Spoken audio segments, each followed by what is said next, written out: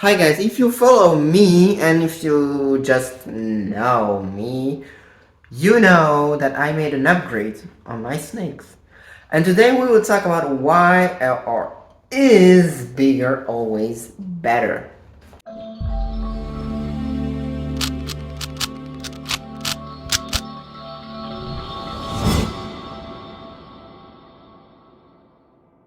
So the thing is, let's just deconstruct things. My ball pythons went from this, which is 120 by 50 by 50, so 4 by 1.6 by 1.6 to a 150 by 50 by 50, so 5 by 1.6 by 1.6. Why did I did that is because first I could have my snakes, so first they need a bigger enclosure because two big snakes in a small cage. In a normal cage they need a bigger enclosure. Next is because bigger provides more opportunities for enrichment, and maybe if you know me, you know that I like to give them enrichment.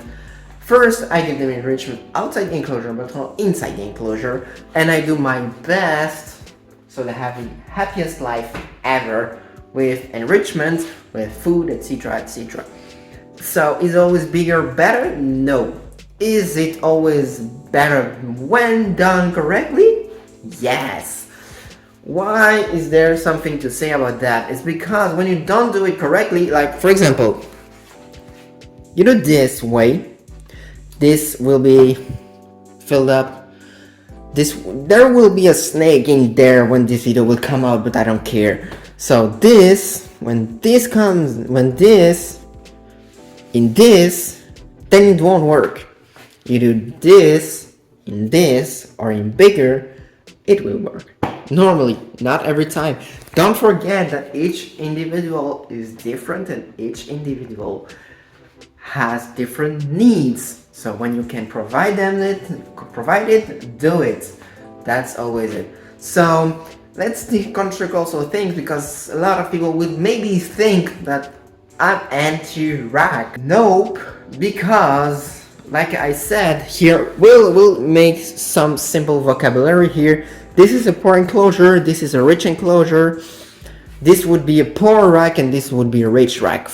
Let's deconstruct that. So I prefer to see a ball python in that kind of stuff, than a rack, than a rich rack, a poor rack, or this. But I prefer to see a ball python in that than in a poor rack. So what I call a poor rack is just a water bowl and that's it. I prefer to see that because for myself, from what I know, from what I see, and from what I experience, it's better. I prefer a tub that is done like this than like this. And I prefer an enclosure done like this, or even better, because that's not even the best. That's the best I could think of right now, or when I did it. But it's always doing things better with age and with time. Then this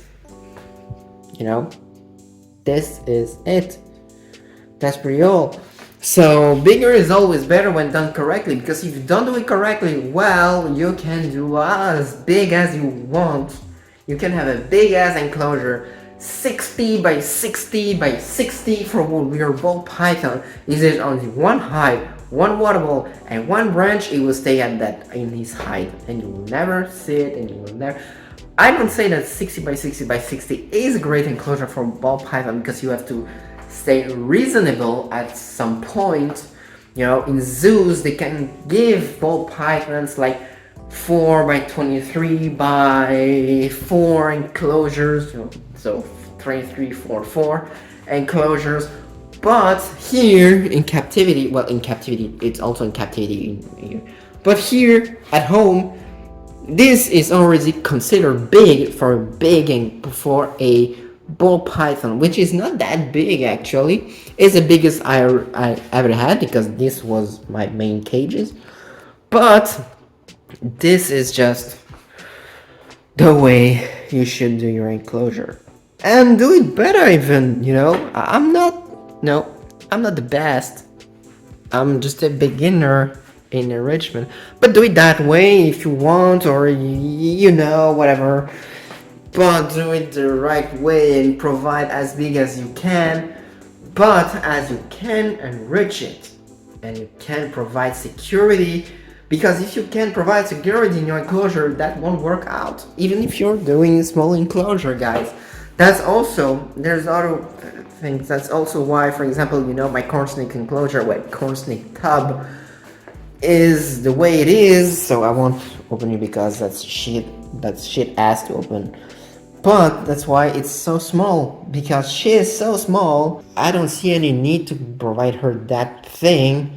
First, because of that thing there, because she can go in it, between the thing. But also here and another thing, but also because, guys, she's so tiny. This is already super big for her. And that type of stuff.